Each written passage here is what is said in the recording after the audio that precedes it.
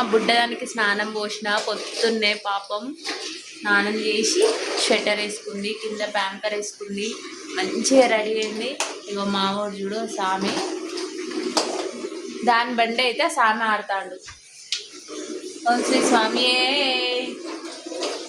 ఓం శ్రీ స్వామియే. మా స్వామి మనం అనేటప్పుడు అనడు, తను అనేటప్పుడు మనం అనాలి. ఓం శ్రీ స్వామియే. స్వామి దీపం అయితే వెలిగించేశాడు. పెద్ద స్వామి వచ్చాక పూజ చేస్తాడు. ఎందుకు అనంటే కన్యస్వామి కాబట్టి. మళ్ళీ ఎందుకు అనంటే మన ఇంట్లో ఉన్నది ఇద్దరే స్వాములు కాబట్టి ఇద్దరు చేసుకోవాలి. అలాగే ఇది కూడా వెలిగించేద్దాం.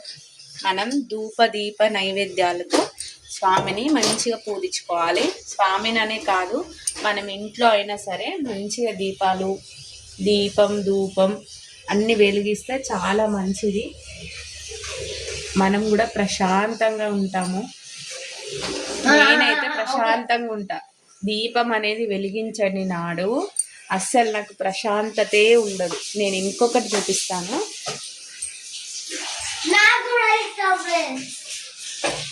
మీరు ఈశాన్య మూలలో కూడా లక్ష్మీదేవి అలాగే కుబేర స్వామి యంత్రంతో ఉన్న ఫోటో నేను మీకు పెడతాను. అందులో అట్లా ఉన్న యంత్రంతో ఉన్న ఫోటో